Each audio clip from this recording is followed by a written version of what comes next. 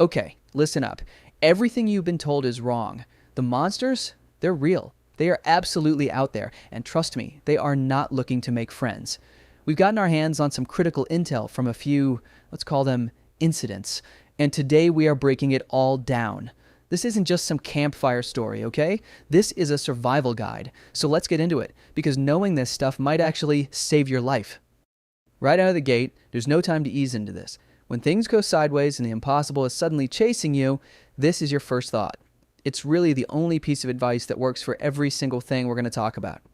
Don't stop. Don't ask questions, just move. All right, so our first case study, wow, this is a threat you would never, ever see coming. And that's exactly what makes it so terrifying. We're not talking about big teeth or sharp claws, not yet anyway. We are talking about candy, a full-on infestation of weaponized gummy bears.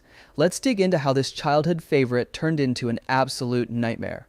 And right there, that's the classic mistake, isn't it? Underestimation. The first reaction isn't fear. It's disbelief. They saw something familiar, something they thought was harmless, and just completely misjudged the situation. This quote, it captures that exact moment of calm right before the storm hits. And here it is, the turning point. It's all fun and games until one of them latches on and actually bites you. And then another one does, and another. Suddenly that cute factor just evaporates, and it's replaced by this primal fear of being swarmed by this tiny, relentless army. This is the exact moment playfulness turns into pure panic. So, how do they respond? Well, you can see the progression.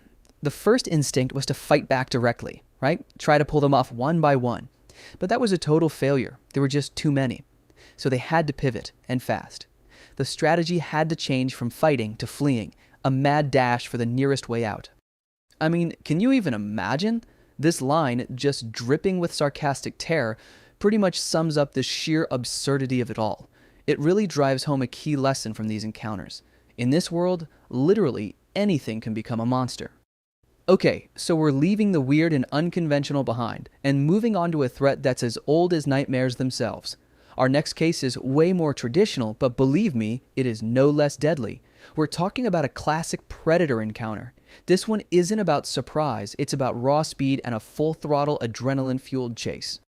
The threat here is crystal clear. You've got a massive, incredibly fast creature, and it's locked onto your set. There's nowhere to hide. The only thing that matters is speed. The real question is, can you possibly outrun something that was literally built by nature to hunt you down? So the go-to tactic here was to use technology to their advantage. The whole plan was to get in a car and just floor it, hoping that a combustion engine could outpace pure animal instinct. It turned into this desperate race, machine versus monster. And this right here shows you just how crucial improvisation is. The car bought them some time, sure, but it was this, a simple locked gate that actually created a real barrier. It wasn't going to hold it forever, but it was enough. It broke the line of sight, broke the chase, and gave them that split second they needed to get away. Now we're going to shift gears completely. The last two threats were, direct physical attacks. This next one, it's different. It's orchestrated. We're moving from just a monster to the guy pulling all the strings, the mastermind of this whole mess, Slappy. You see, Slappy's goal wasn't just to cause some random chaos. He had a very specific and very creepy plan. He wanted to raise a family. This wasn't a hunt, it was a creation event, using a powerful magic spell to bring an entire army of mannequins and other monsters to life to serve him. And these are the words. This is the trigger. Kru Mari Oronan Loma Molonu Karono. It's some kind of ancient phrase that animates the inanimate. You can think of it like the source code for the entire apocalypse, turning a sleepy little town into his personal monster-filled playground. And the result? Absolute mayhem. It's not just one monster you have to deal with anymore. It's an entire town's worth. Lawn gnomes, mannequins, you name it. If it was an object, it's now alive, and it's listening to him. The threat level just went from a personal problem to a full-blown catastrophe. So this brings us to the end game. You've got an army of monsters running wild. You can't possibly fight them all one-on-one. And just when you think it can't get any worse, a new, even more overwhelming threat shows up, forcing a total change in strategy. This is where we learn about the ultimate survival tool. Yeah, Enter the final boss, the blob that ate everyone. You can't punch it, you can't shoot it, you can't outrun it forever. It just consumes.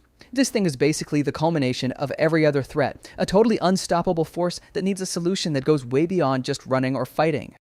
So here's the most important takeaway. Look at the two approaches they took. On the left, you have the direct assault, trying to use the book like a vacuum cleaner, sucking one monster in at a time. It was way too slow, way too dangerous, a complete tactical failure. But on the right, you have the strategic solution. Getting to high ground, getting safe, and using the book not as a weapon, but as a tool to literally rewrite reality and create a new ending where all the monsters go away at once. That was the game changer. And that really just leaves us with this one last thought. After breaking down all of these physical threats, these desperate escapes, the final solution wasn't a bigger gun or a faster car. It was a story. It was the power to just write a different ending. So it really makes you wonder, right? When you're faced with something impossible, what's actually more powerful? Brute force or the imagination to change the whole narrative?